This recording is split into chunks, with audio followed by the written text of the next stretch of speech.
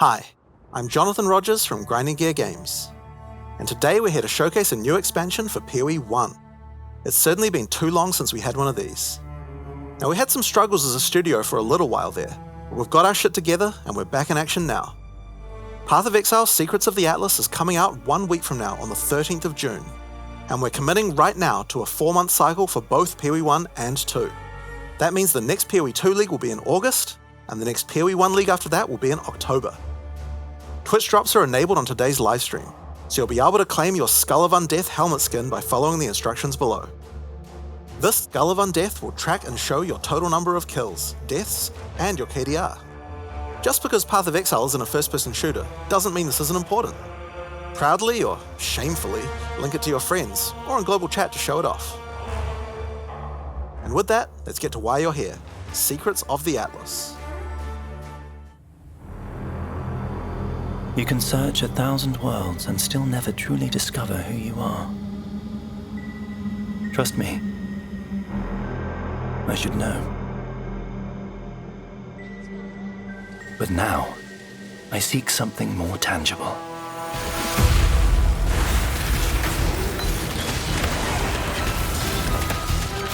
Someone I care for, trapped within the Atlas. Reliving memories. Made real. What have you done? Made grotesque. Made foul.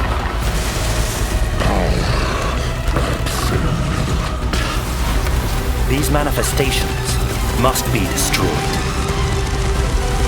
Their threads must be eradicated. I must have answers. We must find the Originator. We must save my sister.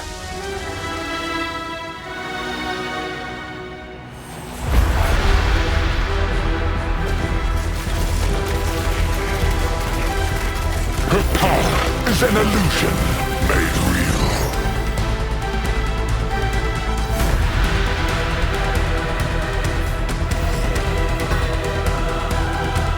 Come, child. Drink deep the waters of life. You're either a client or a target. Target inside. Job's done.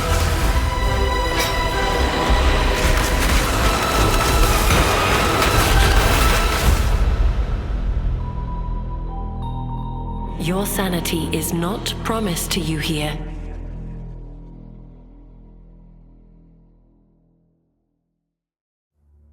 Hi, I'm Mark Roberts, Game Director on Path of Exile. As you just saw from the trailer, there's a lot to show you. Today, we will take you on a deep dive into the new Path of Exile Secrets of the Atlas endgame update. Then, we'll explore the new Challenge League, the Mercenaries of Trarthus. After that, we'll cover the integration of gold into PoE 1 and how we're bringing Settlers of Kalgur into the core game. Finally, we have a much-awaited upgrade to Betrayal League and a set of quality of life improvements. Then, we'll wrap up by discussing our Boss Kill race event, showing you our new supporter packs, and ending with a live Q&A session, where Ziggy D will ask Jonathan and I your questions from Twitch chat. In Path of Exile Secrets of the Atlas, strange rifts have begun to appear across the Atlas. Zana has returned, and appears to be trapped within. Partway through the endgame, you will meet Egan, an intelligent man of mysterious heritage. These tears in reality he has discovered are actually threads of memory, distorted and made real by the Atlas. Egan is able to create a link to these memory threads and open portals to them. Working with Egan, you must step through and find Zana, or whatever remains of her. Okay, so that's the story background, but how does this expansion actually work? In the Secrets of the Atlas, the pursuit of Zana with Egon is a new storyline that is introduced in high-tier maps. Upon meeting Egan and discovering the tier, he will then transfer it to your map device and reveal this on your Atlas, a thread of memories. In order to now access each map on the thread, you simply need to talk to Egan when you're ready, and he'll open the areas in sequence.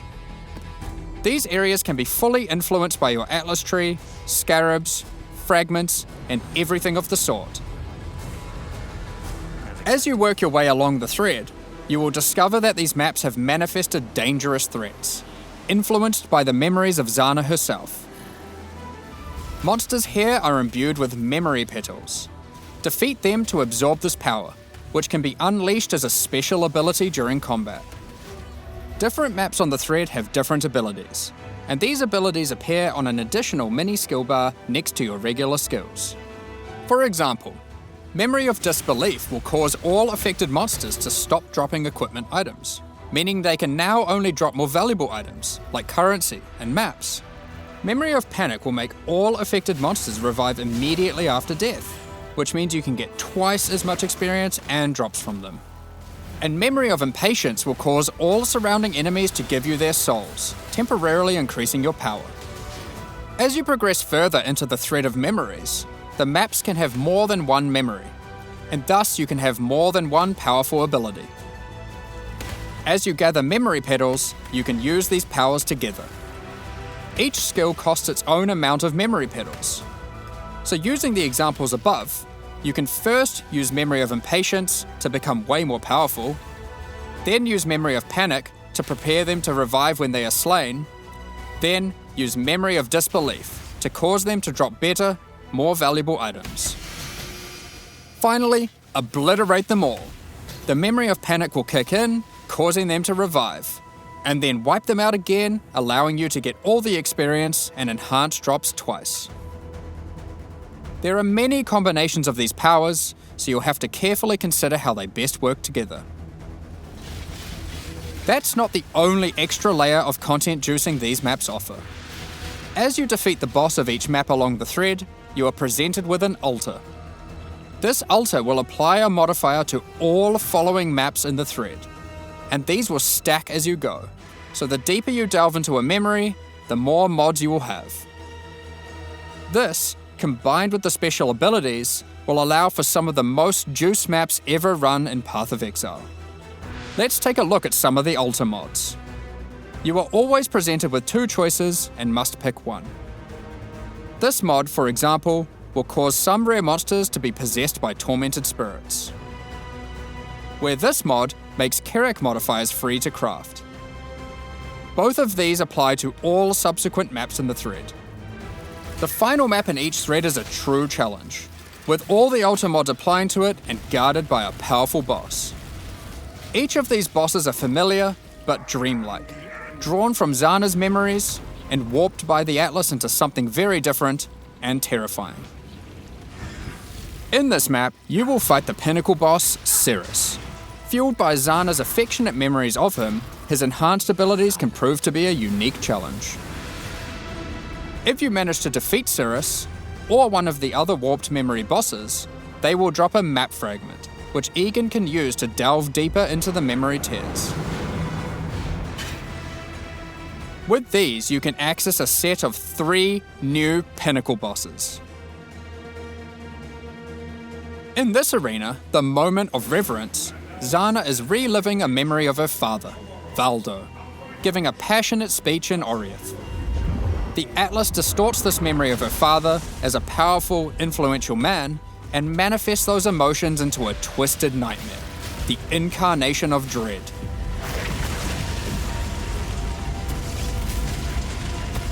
Another memory created is the incarnation of neglect and the incarnation of fear.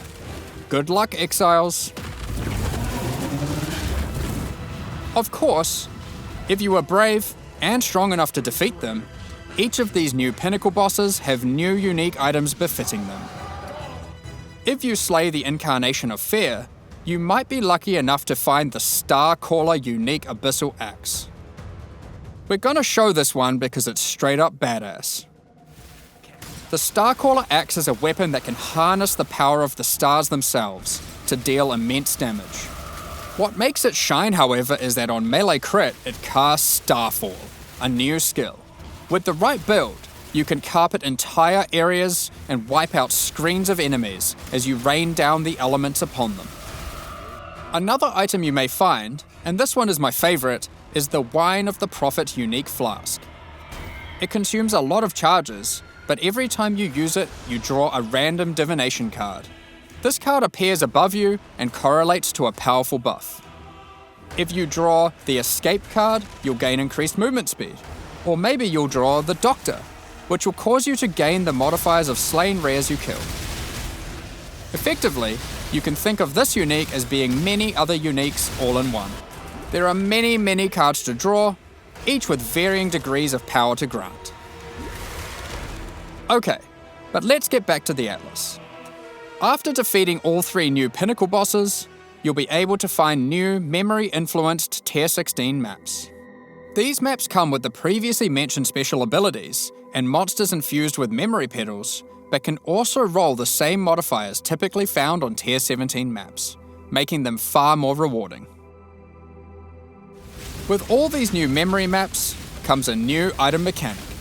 Items in these maps can drop with memory strands, and will have a random amount, up to 100. This does a few things. When you identify the item, it will increase the tiers of modifiers your item has. Generally speaking, the more memory strands, the better the item will be. On top of this, whenever you're crafting that item using currency orbs to replace or add modifiers, such as alterations, chaos, and so forth, it will consume some memory strands to make the crafted mods more powerful. The new Pinnacle bosses also drop new crafting currencies, which can be used to manipulate the amount of memory strands on an item.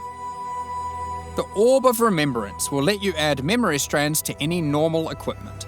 So if you have your perfect base to craft on, and it doesn't already have memory strands, you can add some before crafting it. The Orb of Unraveling will consume all remaining memory strands on an item to randomly upgrade its mod tiers. This orb's effectiveness is based on the number of memory strands it consumes. The Orb of Intention can be used on memory influence maps to reduce item drops, but improve the chance to find items with memory strands. In the process of adding these new currency items, we realized something was missing. The Shaper and the Elder did not have their own Exalted Orbs. This has now been rectified. Both bosses now have Exalted Orbs, which can add their influence to an item. Zana was there from the beginning, when the Shaper Pinnacle fight was first added. She helped defeat the Elder, and she was a critical part of the Conqueror's storyline. Now, with all 6 influence types having their own Exalted Orbs, the cycle is complete. It's almost as if we could now do some sort of new, epic, unique item to interact with them. In other news, there of course has to be Atlas passive tree support for this new endgame content. Let's take a look at a few things we're adding. The Grasp the Past notable passive skill increases the chance for the amount of memory strands on items dropped in your memory influence maps to be lucky. This means it will roll the number of memory strands twice, keeping the highest value. By allocating traumatic experience, remembered kindness, or educated upbringing, you'll decrease the chance of finding memory threads that lead to specific bosses, meaning you'll have better chances at finding the memory threads you would like to run. This is especially useful if you want to target farm a specific boss because of its unique item drops. In sum, the secrets of the Atlas will have you questioning what is real as you attempt to free Zana from warped memories scattered throughout the Atlas. You'll fight new Guardian and Pinnacle bosses tormenting her, find crazy new Pinnacle uniques, combine and unleash memory petal-empowered skills, juice maps to new heights, and craft powerful new items.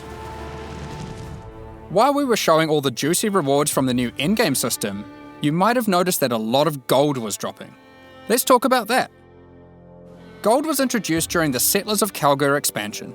It funded the development and operations of King's March, along with various new features such as the currency exchange, the black market, and the passive respec system with Faustus.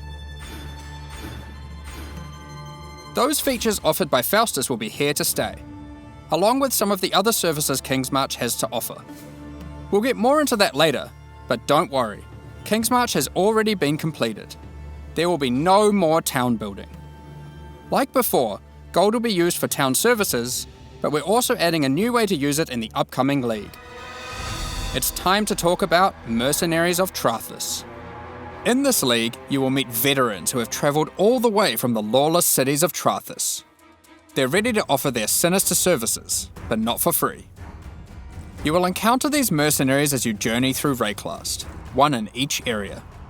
They have their own personalities and come with different builds, skills, and items already equipped.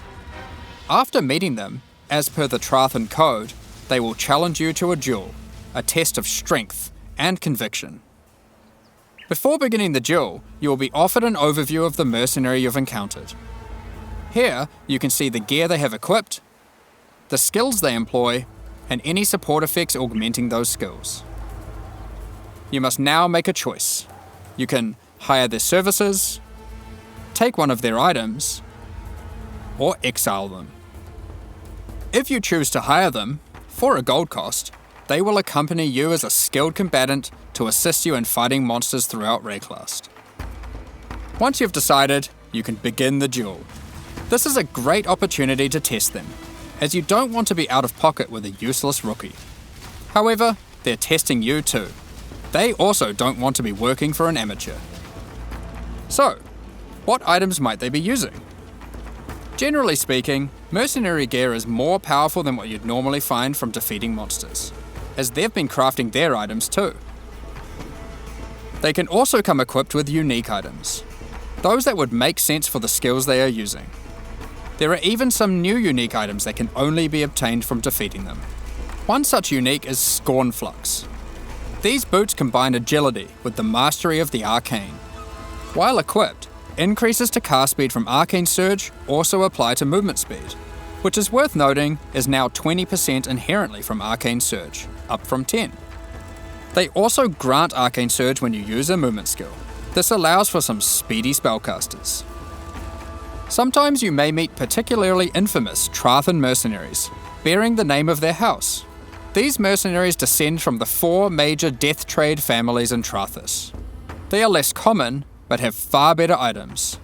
And they are also the sole source of items with new, infamous modifiers, unseen before in Rayclast, such as these gloves, which convert all of your minions' fire damage to chaos damage. Or this helmet, which causes nearby enemies to take more physical damage as you gain more fortification. If you're not swayed by any of their equipped gear, however, you can always challenge them for the contents of their pockets. If you lose the duel, don't worry. You don't need to give them an item. You aren't bound to Trarthan tradition like they are. However, you are bound to Rayclast tradition, so you'll just die. Almost at me. Well, not really. While playing in a party, each player can decide whether or not they want to participate in combat against the mercenary. For each player that opts in, the mercenary gets more difficult. But if they're defeated, each player has a 50% chance to get a random reward, which is usually currency items from the mercenary's pouch. Alternatively, party members that opt out of the fight can spectate and cheer you on. Or they might wish for your demise, so they can pick up that allocated divine waiting off screen. Dead. Good. Let's say you won the duel, like their items, and have decided to hire them.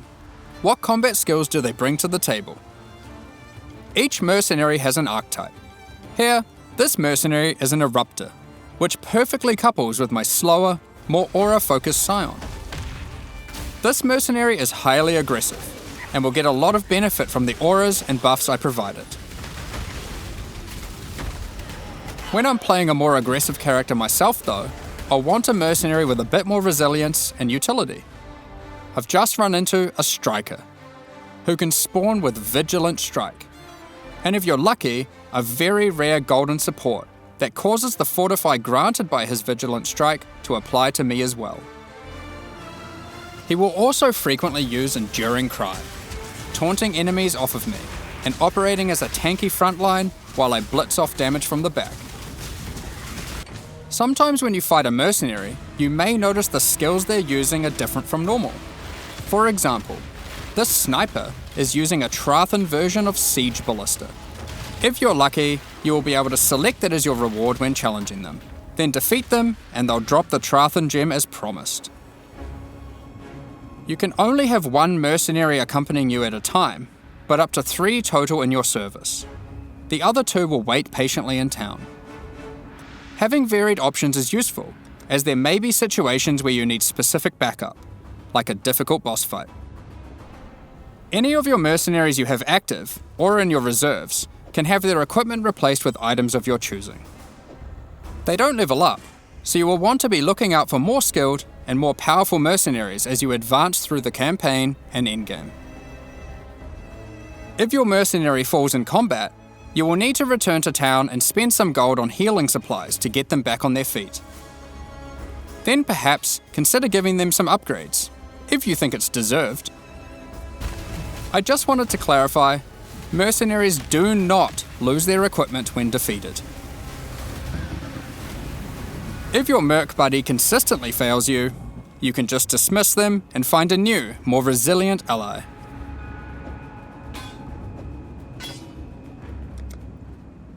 You walk your path, I'll walk mine. Earlier, I mentioned you could exile mercenaries. If you keep running into a mercenary archetype and you think, man, this guy stinks, their gear is trash and they have no auras, you can then choose to exile them. If you win the duel, they'll be forced to leave with their tail between their legs, and you won't encounter that archetype again for a while. Now, alongside these new Trarthus arrivals, we shouldn't forget about the recent Kalguran ones too. As we mentioned earlier, the Settlers update introduced gold-based respeccing of passive points. You can now do so by talking to a number of NPCs throughout Rayclast, starting with Bestil and Lionized Watch. Black market item gambling, previously just available in Kingsmarch, is now available in each town at the same NPC. This lets you buy randomly generated item bases for gold. Very useful if you're stuck for upgrades or searching for a specific unique. The currency exchange will be returning too. Starting from Lionized Watch in Act 6, you'll be able to find Faustus, who can help facilitate these trades. Now, after almost a year of building, Johan is finally satisfied with the upgrades made to the town, and now its services can be used to their full effect. Kingsmarch is going core, but there will be no more town building. As you start running maps in the endgame, you'll start to find different ore veins, which Kalguran workers can mine for you.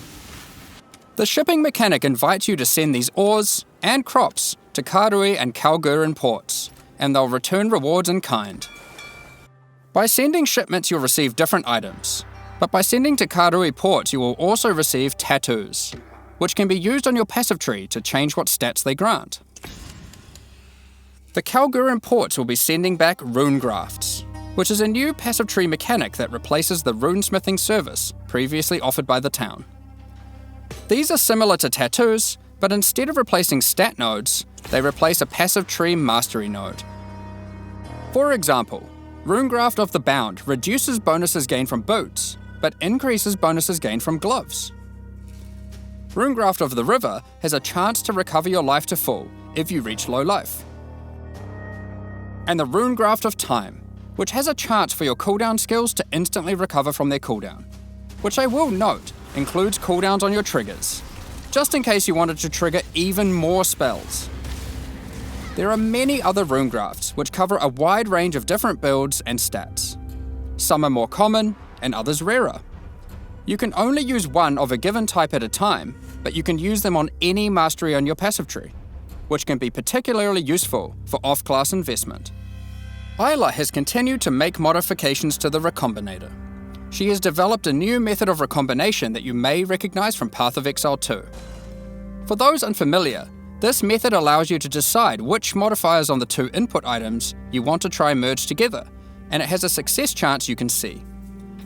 This method can result in the items being destroyed. However, it is a good option to use when trying to create items with fewer mods to use as crafting projects.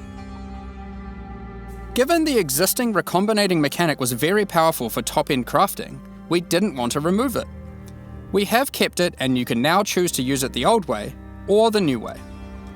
By letting fate decide, it will combine the 2 items randomly, There is no risk of destroying either item, but it will be less predictable. As Settlers is now a core mechanic, we've also added Atlas passive tree support. For example, if you wanted to gather more Verisium ore, you could take this notable. Each ore has a similar node. Refiner's Bargain converts items dropped by possessed monsters into thaumaturgic dust, sulfite into random ores, and life force into random crops. We've also added a set of Kalguran Scarabs, so you can add more ore deposits, increase the rarity of monsters that guard ore deposits to at least magic, or gather smelted bars from ore you mark instead of ores. To sum it all up, Kingsmarch is now a thriving town where you can employ a swath of workers to collect resources, refine ores, craft items, and run maps for you. Send shipments of resources in exchange for tattoos and rune grafts, using those to modify your passive tree to an extent never seen before. Following on from that, we've also made a substantial rework to another important mechanic, Betrayal. As a refresher, and to explain to new players, let's briefly explain what Betrayal is. Betrayal is a mechanic introduced in Act 9 and tells the story of Jun Ortoy and her investigation of the Immortal Syndicate. This is a mysterious group of exiles who can seemingly come back from death. You must help Jun to uncover their leader, the Syndicate Mastermind. The Immortal Syndicate is organised into 4 divisions: Transportation, Fortification, Research, and Intervention. As you encounter the Immortal Syndicate members, you'll gain intelligence for each of these divisions to discover the location of their leaders, tracking them to their safe houses. Defeating the division leaders at their safe houses will reward you with intelligence on the Syndicate Mastermind. In your journey to track down the Syndicate leader, you'll manipulate the members of the Immortal Syndicate to change divisions, form friendships and rivalries, and even banish them from the Syndicate for a time. Historically, after encountering and defeating the Syndicate Mastermind, the state of the Immortal Syndicate would reset, requiring you to start from the beginning of the investigation again. This has always been a difficult decision for players and can often feel bad. Do you fight the Mastermind for a chance at the special loot, or keep farming the safe houses that you've spent so long setting up? Well, in the Secrets of the Atlas expansion, we've split out the Mastermind to be completely separate from the core mechanic. The boss is now accessible through a new fragment that has a chance to drop from the safe house leaders at high levels. The Mastermind no longer resets the state of the Immortal Syndicate. You can now build your Betrayal board to your liking, optimize it, do Mastermind fights, and reap the rewards without having to lose all your progress every time. The boss fight itself has also been improved, now with significantly fewer immunity phases and new rewards. By the way, if you're a new player to Path of Exile 1, don't worry about all this detail. This content is optional, and you can discover and engage with it at your own pace. The Mastermind still has a chance to drop a Veiled Orb, now renamed to Veiled Exalted Orb. Veiled Chaos Orbs are being re-added to other safe house leaders. In addition, the Mastermind now drops the new All Flame Embers. All Flame Embers are map fragments that replace monster packs in endgame maps with different types of special monsters. These packs have unusual properties, compositions, or rewards. For example, you might use the All Flame Ember of Kulamak, which replaces packs with Syndicate monsters and their leaders, who revive after the map boss has been slain. This might at first sound annoying due to backtracking, but these monsters when revived are far more intense and rewarding. It is our intention with All Flames to provide many different types that combine with other mechanics, multiplying with your existing modifiers in new and interesting ways. Another good example of this is the All Flame Ember of Propagation. When slain, special rare monsters added by this All Flame here will spread their modifiers to other rare monsters in the map.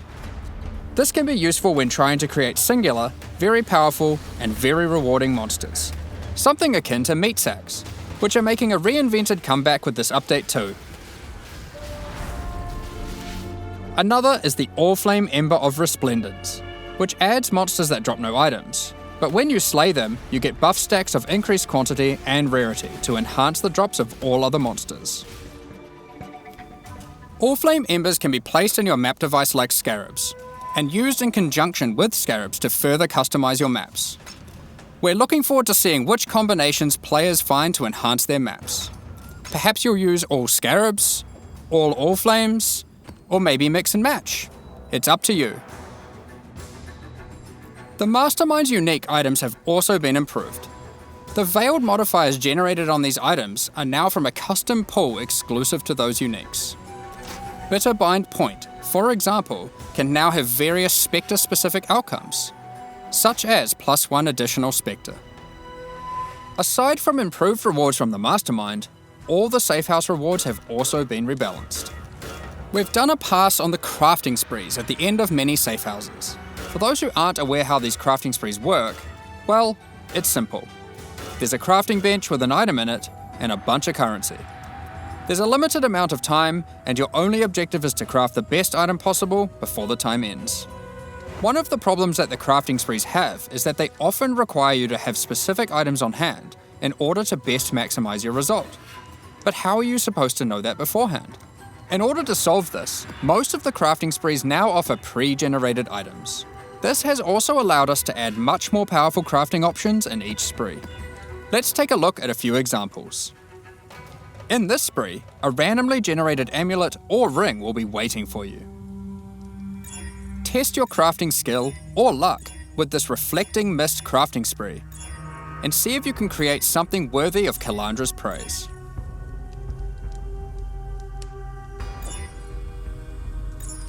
And in this spree, you will find a pre-generated unique item, and a new kind of orb that resembles a Val orb, but not quite the same.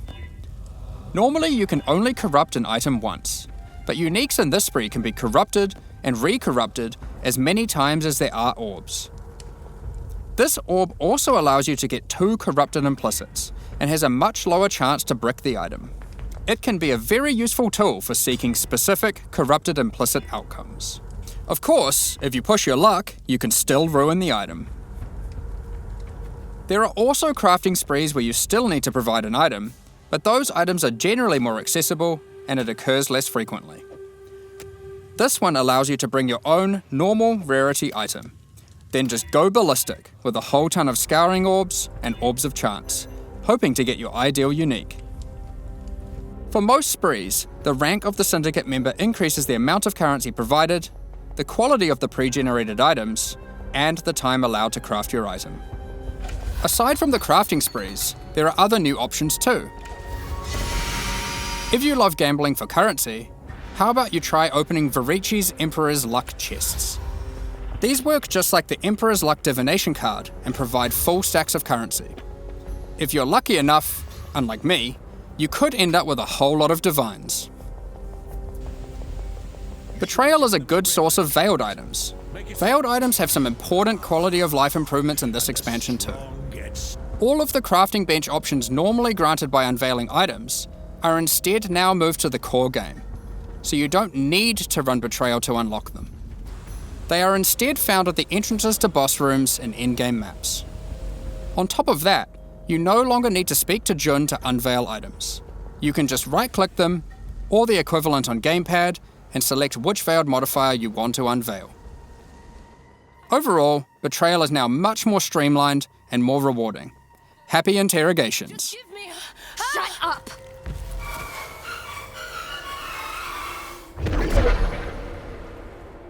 Now before we get into our quality of life additions, let's quickly talk about some character balance. We will be doing our regular character balance changes where we are bringing outliers in line to help evolve the meta, but we are also focusing our attention on buffing some specific things. This includes spellcasting supports that specifically enhance self-casting builds, channeled spells, adding new options to the Guardian, Berserker, Elementalist, Saboteur, and Champion Ascendancy classes, which include some favourites from some of the alternate classes from Legacy of Frisia, and buffing a whole bunch of transfigured gems that never really hit the mark. Combined with the new endgame crafting, improved Betrayal crafting options, rune graphs for your passive tree, new Pinnacle unique items, new modifiers and Trarthus gems from the Mercenaries, and of course the Mercenaries themselves to act as an extension to your character, it's safe to say there's a lot of new character options and builds to think about. Instead of delving into all of these in more detail, we figured we'd just let you absorb them through the patch notes so you can do it at your own pace. In the Secrets of the Atlas expansion, we've also added a lot of the quality of life features that we know you've all been asking for. A lot of these have already been posted, but let's take a look now in case you missed any. You can now pause the game at any time by pressing escape to open the menu, or by opening any full screen interface, like the passive tree. You'll also be paused if any lag is detected or if you disconnect. It's worth noting that in certain Pinnacle arenas, a debuff will be applied to you that prevents you from pausing. We're also making a change to how you use currency items on strongboxes and monsters imprisoned in essences. Based on the currency in your inventory and the state of the strongbox, these buttons will appear. Valuable currency like divine orbs have been excluded from this as it would often be wasteful to use in this context. The same applies to essences with the remnant of corruption currency. Orbs of Horizon have been updated. They can now reroll your Elder and Conqueror Guardian maps. Doing so will reroll the base map and the Guardian of that map. The map device now has a small additional inventory. This is particularly useful if you're rolling many maps to run in sequence, or if you want to use varying amounts of scarabs or other map fragments. During breach encounters, all the splinters will be automatically collected and dropped at the end of the breach. On gamepads, we have separated the targeting of monsters and non-monsters, so you are able to target them independently.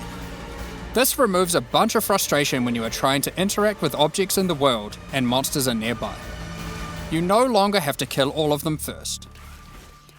Vendor windows will now remember your last search. This is remembered until you log out and is remembered on a per NPC basis. The amount of characters you can type in the search field has also been increased. When using currency items, after right-clicking them, it will highlight all other items which that currency can be used on. There are many other quality of life improvements, so keep an eye on the patch notes after this livestream concludes. Alongside the launch of Secrets of the Atlas, we are hosting a competitive event where players will race to be the first to kill the new Pinnacle bosses. The event will take place in the hardcore, solo self-found Mercenaries of Trarthus League. We have some interesting prizes in store for the winners. Keep an eye on the news in the lead up to launch for more details about how the event will work and what its prizes are. Next up, we're going to be talking about our new League supporter packs. Today, we're launching two new series of supporter packs, the Frisian Magistrate and Crypt Keeper packs. Each tier contains the pack's full face value in points, alongside several exclusive microtransactions. As always, the microtransactions in these packs are purely cosmetic and do not affect your character's power or progression in any way.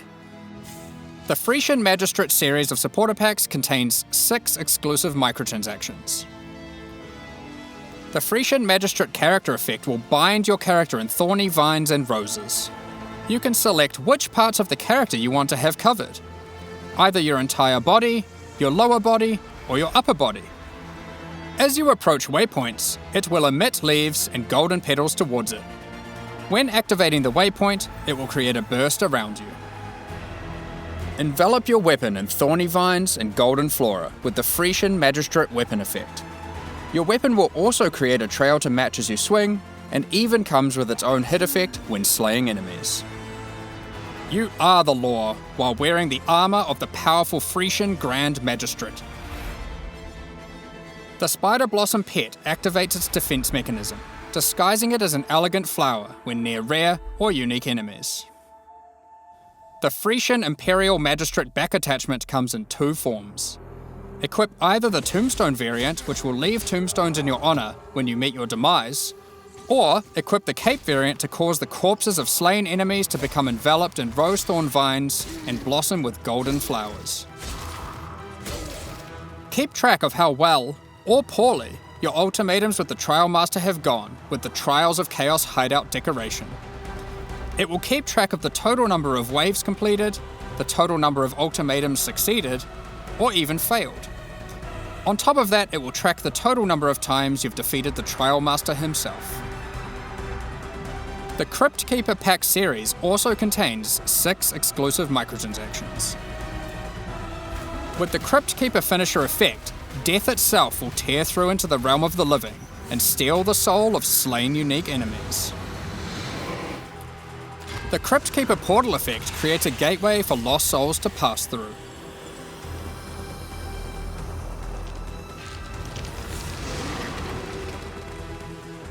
Become the true master of the undead by wearing the hallowed Crypt Keeper armor set. It comes with a more armored helmet variant and a creepy mask with a spectral hood. Looking to have some fun during idle time in your hideout? The Burrowing Bramble Bash hideout decoration will test your reaction speed as you try to whack as many Devourer heads as possible in the shortest time. It also comes with a scoreboard, so you can try to set new records to show off to your friends or just visitors coming to trade. Equip yourself with the Ghostly Dead as you ride the line between the living and the dead with the Sacred Crypt Keeper back attachment. The Sacred Archives map device resembles a magical library with the works of scholars that come to life when you open a map. This map device tracks how many of each core league you've completed in in-game maps. These packs are now available for purchase on both PC and console, and will remain so during Path of Exile, Mercenaries of Trarthus. Additionally, any microtransactions from these supporter packs will be made available for use in Path of Exile 2. Meanwhile, the Paladin and Penance packs leave the store forever at the launch of the Mercenaries of Trarthus League, so now's your last chance to purchase them. Additionally, the Dawn of the Hunt mystery box will be made available for Path of Exile 1. If you have already unlocked any microtransactions from this box in Path of Exile 2, you will of course immediately have access to them in Path of Exile 1. Thank you so much for your ongoing support.